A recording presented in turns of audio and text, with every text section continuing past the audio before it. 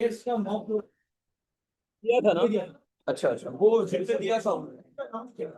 चलो चलो, जिनने दिया था आसान। हम कर रहे हैं इक्विलिब्रियम, है ना। हम कर रहे हैं इक्विलिब्रियम, आगे कंटिन्यू करते हैं।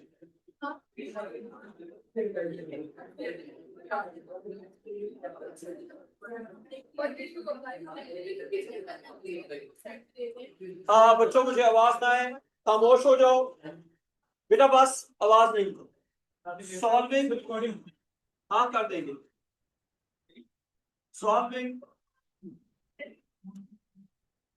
Problems, solving problems about equilibrium of forces. हाँ बेटा, बोर्ड पे फोकस करो। Solving problems about equilibrium of forces. अगर फोर्सेस का इक्विलिब्रियम होगा तो उसके प्रॉब्लम कैसे सॉल्व करेंगे। जो बच्चा बात करेगा वो क्लास के बाहर होगा, कंसेशन नहीं मिलेगी।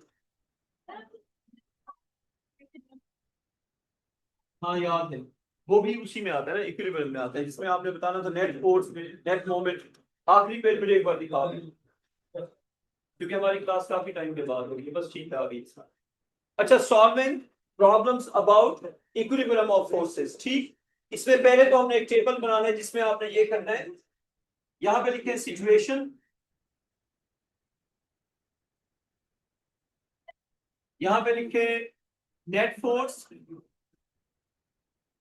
Situation net force, net moment, situation net force और नेट मोमेंट। अच्छा शुरू करते हैं, क्या नाम है? अच्छा बच्चों, सिचुएशन नेट फोर्स, बात ना करो ना। Situation net force and net moment. Number one, उसके बाद जी इक्विलिब्रियम और नॉट। जी मैं कर रहा हूँ, मैं ऑलरेडी रिकॉर्ड कर रहा हूँ। किसी भी बच्चे ने अगर बात करनी है, you will raise your hand. अगर आप हैंड रेज नहीं करेंगे मैं आपको निकाल दूंगा, आवाज अभी निकाल दूंगा। आवाज करने का मतलब कि क्लास के बाहर। हसन कहाँ पे? पे। अच्छा मैं रिकॉर्ड कर रहा हूँ, सारा कुछ हो रहा है। अगर आप में से किसी बच्चे ने बात करनी है, आवाज करनी है, रेज योर हैंड। आप वैसे बोलेंगे क्लास के बाहर, ठीक है। फिर ये नहीं कहना कि मैं स्ट्रिक्ट हो गया हूँ, निकाल दूंगा मैं। अच्छा ये नंबर वन, ये 10 न्यूटन, और यहाँ पे ये भी 10 newton. Now you have to tell what is the net force, what is the net moment, और एक थर्ड कॉलम भी था, क्या था वो? इक्विलिब्रियम और नॉट। ये बेटा बनवाया था आपको अगर याद हो। आखिर में इक्विलिब्रियम, रैंडमली बात करने का मतलब क्लास के बाहर रैंडमली बात नहीं करनी। इक्विलिब्रियम और नॉट। अच्छा, मोमेंट की वर्कशीट आपको मिल जाएगी कल, उसके वीडियो सोल्यूशन में ऑलरेडी बना चुका हूं। मोमेंट की वर्कशीट कल मिल जाएगी आपको। अच्छा अभी छोड़ दो ना, कल नहीं होगा, कल सारी देना। अच्छा बच्चों, 10 न्यूटन, 10 न्यूटन, उसके बाद हो गए नेट फोर्स, उसके बाद नेट मोमेंट। अच्छा मैं ग्रुप में ना एक फोटोकॉपियर का आपको भेजूंगा, नंबर F10 में है। उसको आप कहेंगे कि सर फारूक की फलां वर्कशीट चाहिए, तो आपको फ्री में कॉपी करके दे देगा। सिर्फ मुझे वो फॉरवर्ड करेगा। तो मेरी कोई भी पुरानी वर्कशीट आपको चाहिए तो आपको पैसे नहीं भरने, बस आपने ये करना है कि फोटोकॉपियर को मैसेज करना है, वो आपको टाइम देगा, जाके ले लेना। डन। ग्रुप में मैं आपको एक फोटोकॉपियर का नंबर दे दूंगा, ठीक है। वो फोटोकॉपियर को आप मैसेज करेंगे कि सर फारूक की फलां वर्कशीट हमें चाहिए। आप जब मैसेज करेंगे तो वो कहेगा कि इतने बजे आके ले लो, उसको पैसे वैसे आपने कोई नहीं देना। अच्छा हाँ डाल दूंगा। अच्छा 10 न्यूटन, 10 न्यूटन, अब बताओ नेट फोर्स जीरो होगी या नहीं होगी? नेट फोर्स होगी जीरो या नहीं होगी? नेट फोर्स जीरो होगी या नहीं होगी? नेट फोर्स होगी जीरो। अब समझने वाली बात, even if the forces are not in line, the net force is still zero. The forces can be anywhere. Net force के जीरो होने के लिए फोर्सेस को इन लाइन होना जरूरी नहीं है बेटा। फोन पॉकेट में, फोन पॉकेट में। अच्छा, नेट फोर्स के जीरो होने के लिए फोर्सेस का इन लाइन होना कंपल्सरी नहीं है, 0 न्यूटन। अच्छा अब ये ऑब्जेक्ट रोटेट करेगा या नहीं करेगा? रोटेशन होगी। तो नेट मोमेंट जीरो या non zero? Net moment non zero. अच्छा बच्चों, अब फोर्सेस हो जाएंगी। बेटा गलती से भी क्लास में बात ना करना, मैं बहुत बुरी तरह से डांटूंगा। अगर फोर्सेस जो है वो इन लाइन ना भी हो, ये 10 न्यूटन और ये 10 न्यूटन, तब भी फोर्सेस क्या कर देंगी? कैंसिल कर देंगी। तो कैंसलेशन ऑफ फोर्सेस के लिए इन लाइन होना इज नॉट कंपल्सरी। यहां पे ये फोर्सेस इन लाइन नहीं है, तब भी नेट फोर्स क्या है? जीरो। अपोजिट होना इज इनफ, अपोजिट होना इज इनफ। और नेट मोमेंट क्या होगा? नॉन जीरो, क्योंकि रोटेशन हो जाएगी। इक्विलिब्रियम और नॉट, नॉट इन इक्विलिब्रियम। और वजह लिखेंगे since net moment is not zero. हाँ जी, हो गई बात, आगे चले। नंबर 2 आप बताएंगे सर। जी बेटा, रोटेशन मतलब रोटेट कर जाएगा, करेगा पूछ सकते हैं कि कंपोनेंट वो तो आप बता सकते हैं। दोनों सेम है। नहीं, दोनों सेम नहीं। अच्छा बच्चों, इसका इसका रोटेशन क्लॉकवाइज होगा या एंटी क्लॉकवाइज होगा? देखो जरा। हाँ जी बताओ। इसका रोटेशन होगा एंटी क्लॉकवाइज। थोड़ा सा वेट कर लो। इसका रोटेशन होगा एंटी क्लॉकवाइज, क्यों? आप ये बताएं, ये वाला 10 न्यूटन कौन सी रोटेशन कॉज करेगा? यू ना। और ये वाला 10 न्यूटन यू। तो दोनों की रोटेशन ही क्या है? Anti clockwise. इसकी रोटेशन भी anti clockwise. So overall rotation is anti clockwise. बात समझ आ गई? नंबर 2 पे आ जाए। नेट फोर्स बेटा इसलिए जीरो कि 10 न्यूटन 10 न्यूटन को कैंसल आउट कर देगा। बच्चों एक सेकेंड। नंबर 2, ये ऑब्जेक्ट, इस पे यहां पे 10 न्यूटन और नीचे से भी 10 न्यूटन। इसका आंसर आप खुद लिखेंगे। शाबाश, मैं वेट कर रहा हूं। इसका आंसर आप खुद लिखेंगे। नेट फोर्स का मतलब है कि रिजल्टेंट फोर्स क्या हो, यानी कि मूव करेगा या नहीं करेगा। नेट मोमेंट का मतलब है रोटेशन। यहाँ पे रोटेशन तो होगी लेकिन फोर्स नहीं होगा। अच्छा, अब मैं जो समझाऊंगा ना, तुम्हें अच्छा सा फोकस करना। बच्चों, आवाज किए बगैर और सवाल पूछे बगैर आपने चीज को समझना है। 10 Newton 10 Newton, the forces are equal, they are opposite.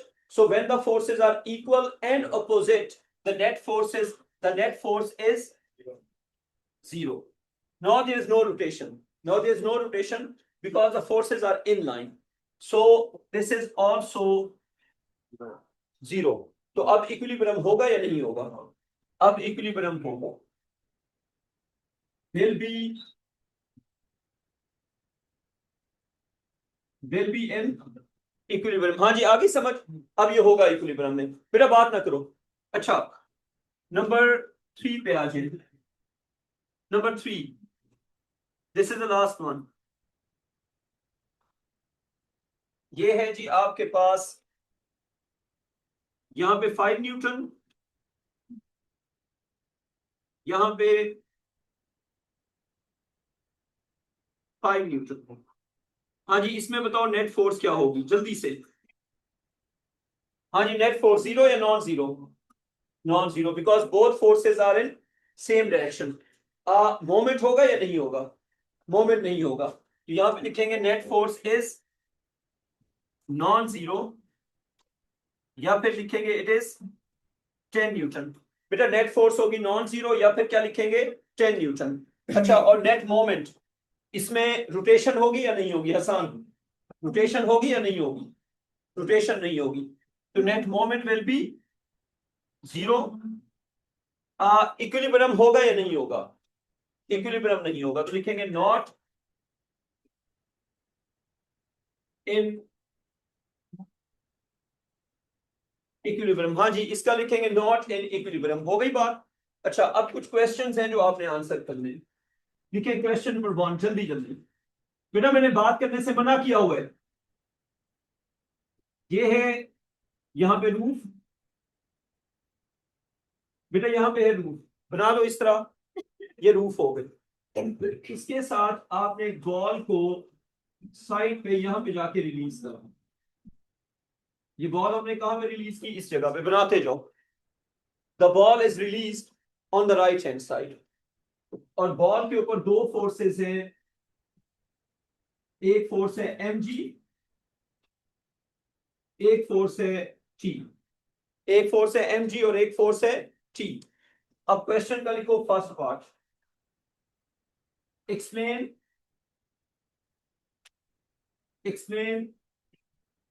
why is explain why is it not possible, explain why is it not possible for the net force on the ball to be zero। हाँ बच्चों, इसको एक बार समझ लो, क्या लिखा हुआ है?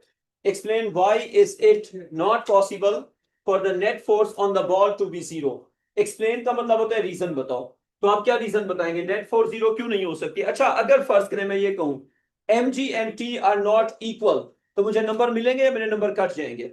अगर मैं कहूं mg and t are not equal, चलेगा या नहीं चलेगा? नहीं चलेगा। क्यों? हमें तो पता ही नहीं है कि mg और t क्या है, तो इक्वल की बात नहीं कर सकते। mg और t मे और may not be equal, we have no idea. mg और t की वैल्यू क्या होगी हमें नहीं पता, लेकिन mg और t का रिजल्टेंट जीरो क्यों नहीं हो सकता? क्या वजह बताएंगे? They are not at 180 degrees. तो पहले हम लिखेंगे two forces can have a zero resultant if they have angle of 180 degrees. तो आंसर मिलके लिखते हैं, इसका आंसर लिखें। आज से ना कुछ बच्चों को बहुत शदीद किस्म की डांट पड़ना शुरू हो जाएगी। आंसर ये लिखें कि two forces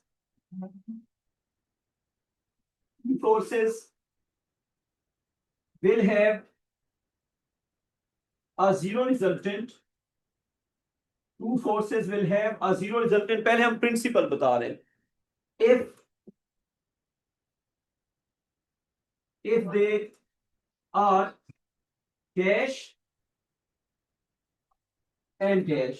अब ये दो डैशेस जरा फिल करें, क्या लिखना है?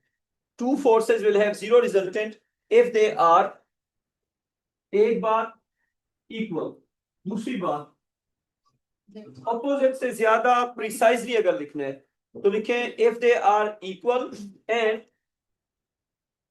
एट 180,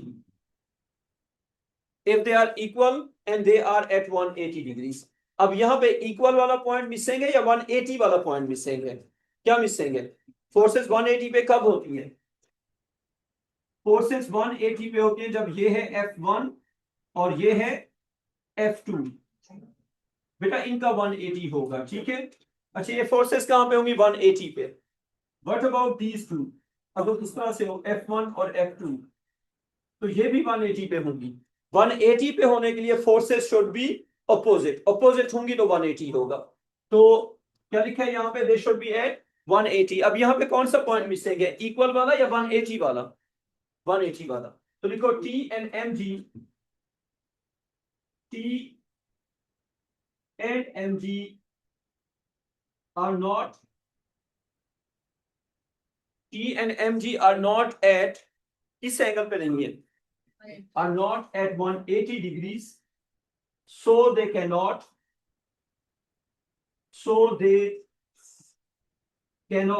थोड़ा सा वेट कर लो, so they cannot cancel out। बेटा क्योंकि वो 180 पे नहीं है तो कैंसल आउट नहीं कर सकते। कैंसल आउट करने के लिए बेटा दोबारा दोबारा इस तरह नहीं होगा। बेटा अगर किसी बच्चे ने बात करनी है वो सेक्शन चेंज कर ले, मुझे डांट के बुरा लगेगा, लेकिन अब से मैंने बहुत गंदा डांटना है क्योंकि आपने फिजिक्स समझना है, कम टाइम है हमारे पास। T and mg are not at 180 degrees, so they cannot cancel out। वो कैंसल नहीं कर सकते। लिखे नंबर टू मैं आपसे पूछूंगा, बेटा नंबर 2 पे आ जाओ। नंबर टू बेटा, नंबर 1 हो गया ना, अब नंबर 2 पे आ जाए। जी जी, यहां पे एग्जामिनर ने आपको बना के दिया हुआ है द सन। और इसके अराउंड अर्थ का ऑर्बिट बना हुआ है। अब गलती से भी बात ना करना, this is a last warning. अच्छा, सन के अराउंड अर्थ का ऑर्बिट बना हुआ है, ये है बेटा अर्थ का ऑर्बिट। हाँ जी, ये ड्राइंग कॉपी कर लो। सन के अराउंड अर्थ का orbit, so at the center we have sun and around the sun the earth is orbiting. अच्छा, अब आपको बताया हुआ क्या है, सन के ऊपर फोर्स है अर्थ के टूवर्ड्स, इस फोर्स को कहा हुआ है F1 और इसे कहा हुआ है F। अर्थ पे फोर्स है F2 और उसको भी कहा हुआ है F। इसका मतलब यह है कि दोनों फोर्सेस इक्वल हैं। इसका मतलब यह है कि दोनों फोर्सेस क्या है, इक्वल। कॉपी कर लो। सो इस पे भी फोर्स F, इस पे भी फोर्स है। अब क्वेश्चन क्या है, उसमें आते हैं। लिखो कि फोर्स ड्यू टू, ये मेरे साथ ही देखो, force due to the sun on the earth, थोड़ा तेज लिखना है, and force due to the sun on the earth and force due to the earth on the sun are equal, opposite, and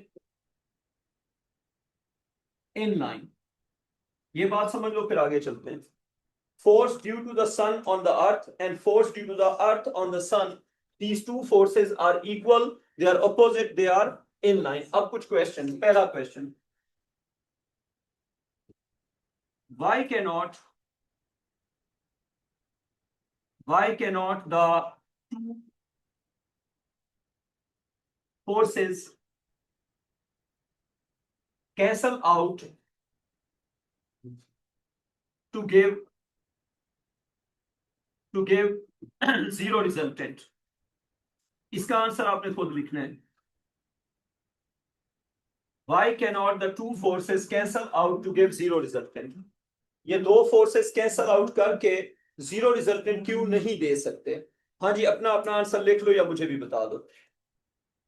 Force on the sun and force on the earth are equal and opposite and in line, but they cannot cancel out and they cannot give a zero resultant. You have to explain why.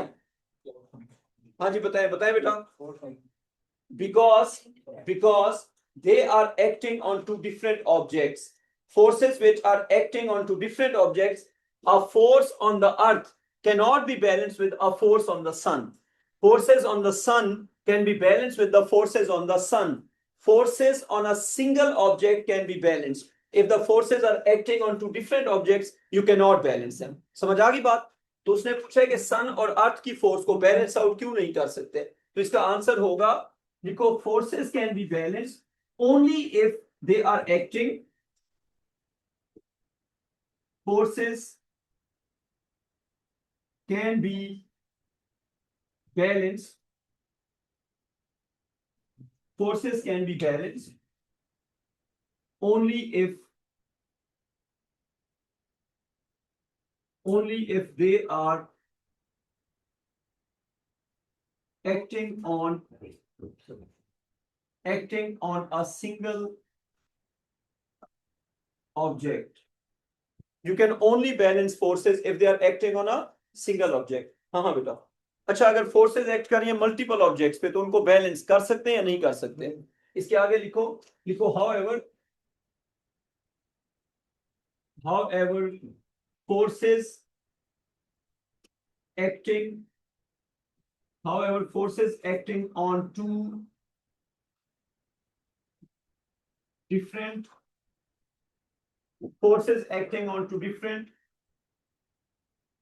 objects cannot be balanced। बेटा, सन और अर्थ की force को हम आपस में balance out नहीं कर सकते। आ गई समझ? एक सन पे है, एक अर्थ पे है। अच्छा, अब अगला पार्ट लिखो, नेक्स्ट पार्ट। रिकॉर्डिंग की है?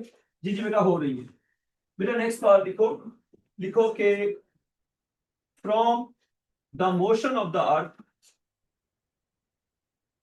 from the motion of the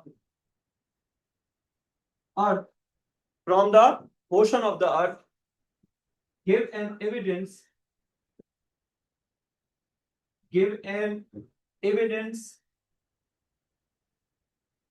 for the fact that from the motion of the earth, give an evidence for the fact that the earth is not in equilibrium. The earth is not in equilibrium.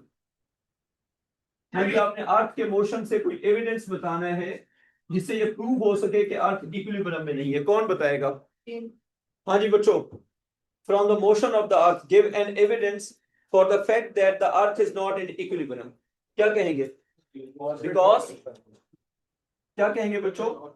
Because its momentum is changing. change in direction. Change in direction. बेटा momentum नहीं, बस change in direction. The change of direction of motion shows that the resultant force is not zero. बेटा direction का change. अगर equilibrium में हो तो direction change नहीं हो सकती. अगर कोई चीज equilibrium में हो तो उसकी direction या speed change नहीं हो सकती. यहाँ पे क्या हो रहा है? Direction हर वक्त change हो रही है. तो आंसर में लिखेंगे कि the earth has a changing direction which shows that changing direction की बात करेंगे. Attendance हो गई है सबकी? बॉयज की शेयर नहीं हुई और कुछ गर्ल्स की नहीं हुई. अच्छा बच्चों, अर्थ के मोशन से बताना है कि अर्थ इक्विलिब्रियम में नहीं है, कैसे पता चल रहा है? तो लिखेंगे कि the direction of motion of the earth, the direction of motion of, ये मेरे साथ लिखते जाओ, the direction of motion of the earth is changing. The direction of motion of the earth is changing continuously. कर रही है change या नहीं कर रही? Continuously. That's why the earth is not. That's why the earth is not in equilibrium. इसलिए बेटा earth equilibrium में नहीं है. The change of direction of motion of the earth shows that the earth is not in equilibrium. आगे बात समझ. अब इस सारे कॉन्सेप्ट को यूज करके एक टेस्ट क्वेश्चन में लिख रहा हूं जिसका आप आंसर लिखेंगे. लिखे टेस्ट क्वेश्चन.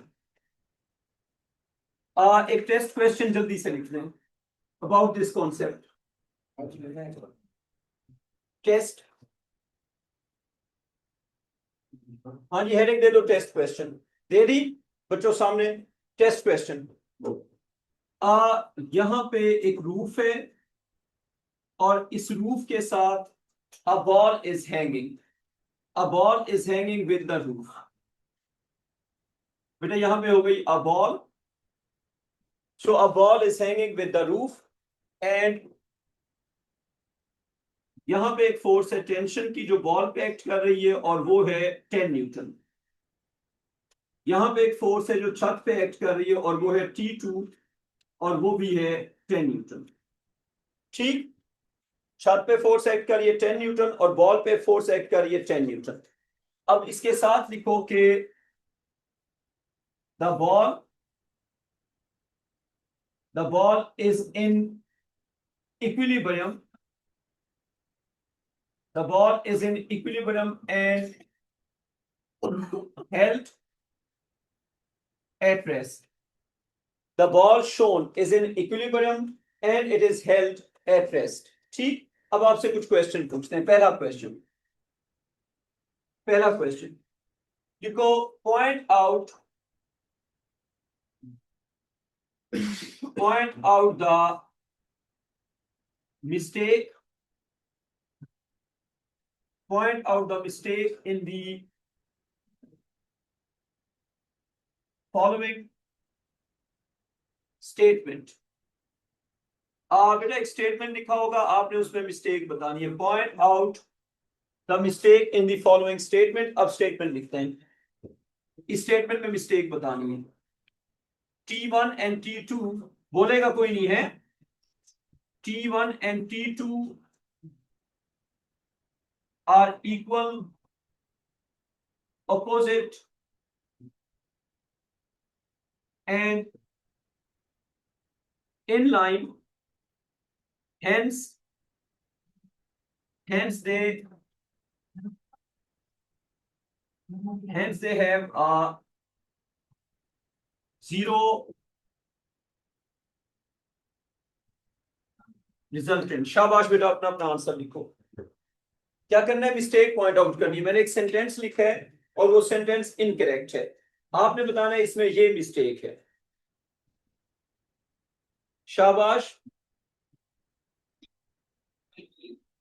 जिसको आता है हैंड रेज करें, जिसको आता है हैंड रेज करें, उसको आता है ना, जिसको भी आता है हैंड रेज करो। अच्छा, प्रीवियस एग्जांपल को एक बार रीड कर लो। प्रीवियस में इसका आंसर है, मैं पहले ही समझा चुका हूं। सन और अर्थ वाले क्वेश्चन में यही चीज पूछी थी, तो पहले हैंड रेज क्यों नहीं किया? अच्छा, T1 and T2 are equal opposite in line and hence they are cancelling out is incorrect because T1 is acting on the ball, T2 is acting on the छत। तो इनको हम बैलेंस कर सकते हैं। T1 बॉल पे लग रहा है, ठीक है, T1 किस पे लग रहा है? बॉल पे। अब मिस्टेक समझ आ गई? तो एग्जामिनर इस तरह करेगा कि कोई दो फोर्सेस बताएगा जो दो डिफरेंट ऑब्जेक्ट्स में होंगे, उनको बैलेंस कर देगा। तो आपने ये समझना है कि बैलेंस नहीं हो सकती। तो इसके आंसर में हम लिखेंगे कि मिस्टेक क्या है बच्चों? मिस्टेक ये है कि T1 और T2 सिंगल ऑब्जेक्ट पे नहीं लग रहे। आते ना आते उसमें बच्चों, मिस्टेक लिख दिया। मिस्टेक इसमें ये है कि T1 and T2 are not, बेटे लिखते जाओ, T1 and T2 are not acting, T1 and T2 are not acting on a single object। बेटा बातें ना करो। T1 and T2 are not acting on a single object, hence they can be cancelled या cannot be cancelled? Cannot be cancelled। Hence they cannot be balanced। तो हम T1 और T2 को balance नहीं कर सकते क्योंकि they are acting on two different objects। आगे आ जाए, नंबर 2 लिखें। नंबर 2 बेटा, सेकंड पार्ट इस क्वेश्चन का। Use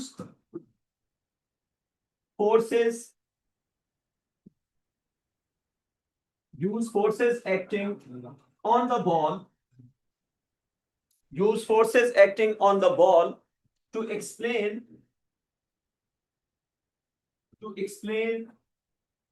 use forces acting on the ball to explain why is the ball in equilibrium. बेटा आपने बॉल पे जो फोर्सेस एक्ट कर रही है वो यूज करके बताना है कि बॉल इक्विलिब्रियम में क्यों है। तो फोर्सेस ऑन द बॉल, तो इसको कहते हैं फ्री बॉडी। क्या कहते हैं इसको? Free body. जब हम किसी ऑब्जेक्ट की फोर्सेस को अलग करके बनाते हैं वो क्या होता है? फ्री बॉडी होता है। लिखो, free body of the ball. Free body का मतलब होता है कि उस चीज के अलावा और कुछ ना बनाओ। तो जब भी कहेंगे ना फ्री बॉडी, फर्ज करें अगर आप इस पेन का फ्री बॉडी बनाते हैं तो इसमें हाथ या बाकी चीजें नहीं होगी। पेन के कैप का अगर फ्री बॉडी बनाते हैं तो क्या होगा? पेन का कैप और उसकी फोर्सेस। फ्री बॉडी में only that object and forces on it. तो फ्री बॉडी किसका बनाना है जी? बॉल का, ऑफ द बॉल। अच्छा आसान, मुझे ये बताओ कि फ्री बॉडी का क्या मतलब होता है? कि वो चीज बनाओ और सिर्फ उसकी फोर्सेस, बाकी सब इग्नोर करो। अगर फ्री बॉडी बनाएंगे स्टीयरिंग का तो स्टीयरिंग बना के बाकी सब इग्नोर। अगर फ्री बॉडी बनाएंगे व्हील का तो व्हील बना के बाकी सब इग्नोर। जिस चीज का फ्री बॉडी होगा उसके अलावा सब चीज इग्नोर करेंगे। तो free body of the ball कैसे बनेगा? बॉल बना दिया और बॉल की फोर्सेस। बॉल पे कितनी फोर्सेस हैं? बॉल पे है दो फोर्सेस। कौन कौन सी? 10 न्यूटन T1 और एक ग्रेविटी। बॉल का वेट और दूसरा टेंशन। T1 जो कि कितना थी? 10 न्यूटन। हाँ जी, अब आप इस क्वेश्चन का करें answer. Use forces acting on the ball to explain why is the ball in equilibrium.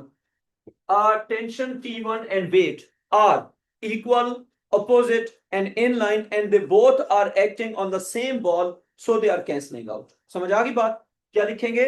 Two forces on the ball are tension and weight, which are equal, which are opposite, which are inline, and since they are acting on a single object, so they can cancel out. हाँ बताओ? Tension हम्म। Tension से कम हो गया। अच्छा बेटा, अगर wait tension से कम होगा तो इक्विलिब्रियम कैसे होगा? इक्विलिब्रियम तो पहले बताया हुआ है। Is it possible?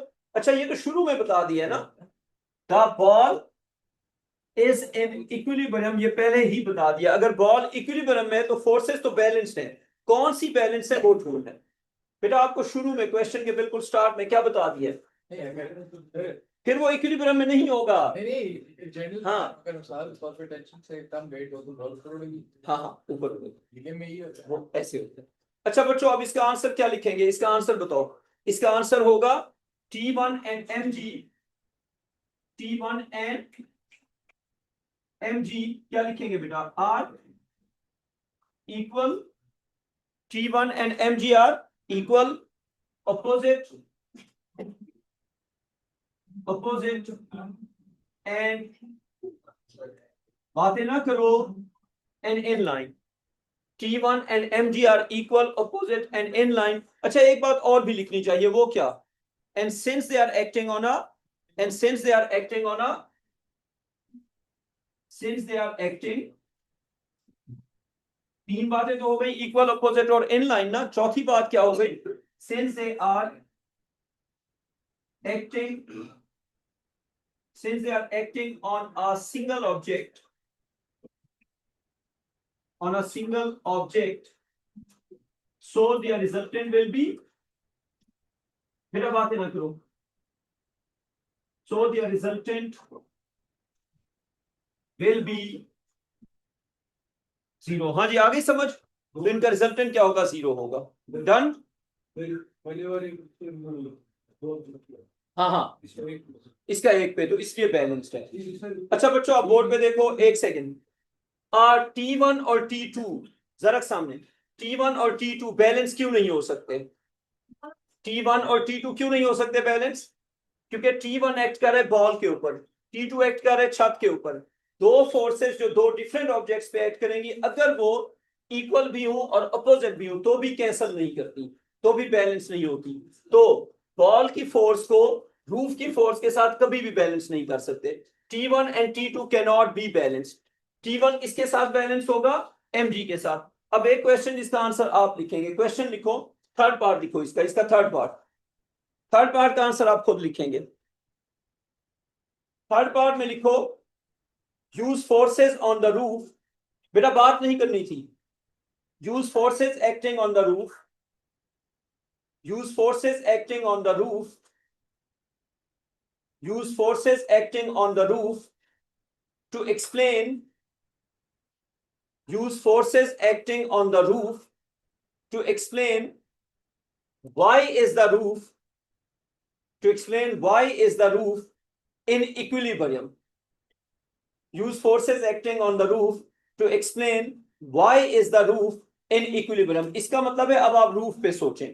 अब मुझे बताएं, आप बताएं कि रूफ के ऊपर कौन कौन सी फोर्सेस हो सकती है? रूफ का अपना वेट, रूफ का अपना वेट, ये टेंशन। अच्छा, रूफ को किसी ना किसी चीज ने सपोर्ट किया होगा ना, पिलर्स की फोर्स। तो आप वो सारी फोर्सेस बना के दिखा देंगे। थर्ड पार्ट का आंसर, थर्ड पार्ट के आंसर में जब छत की बात करेंगे, बेटा एक सेकेंड सिर्फ ये बनाओ जरा, ये बनाओ बच्चों, ये हो गई रूफ।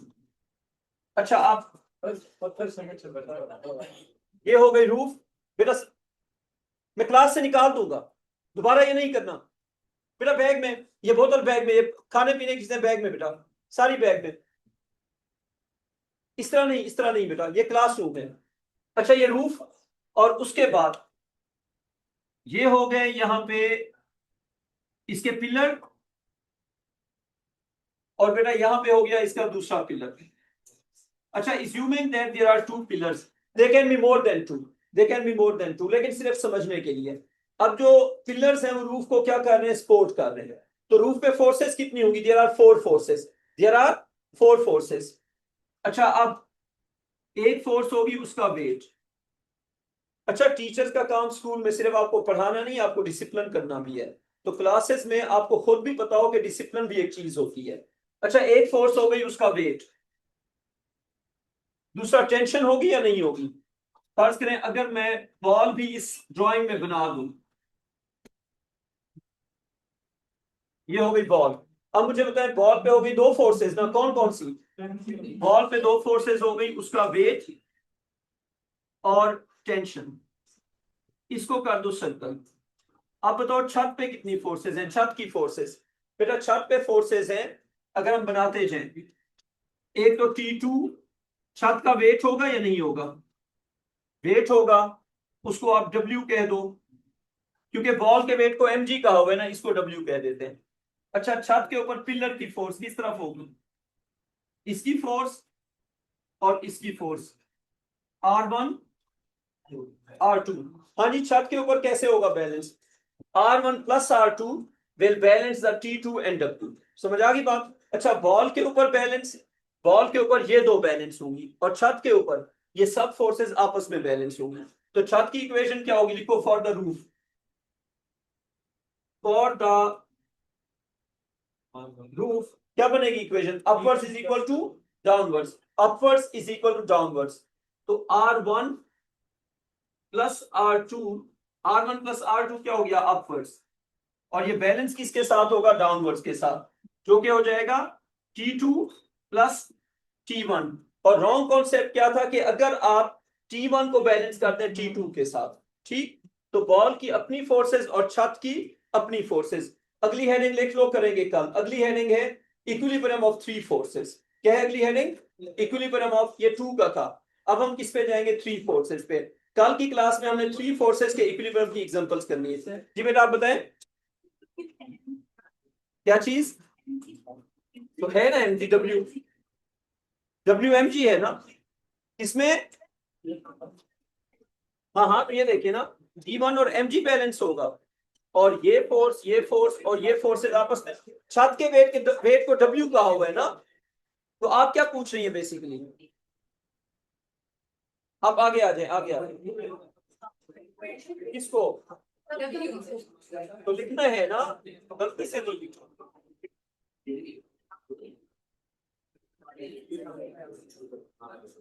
गलती से नहीं लिखा। अब इतना तो ना करें, R1 प्लस R2 अब ठीक है ना, वो उसका छत के साथ कोई काम नहीं है, वो बॉल के ऊपर, छत की फोर्सेस के साथ, बॉल की फोर्सेस बॉल की फोर्सेस के साथ।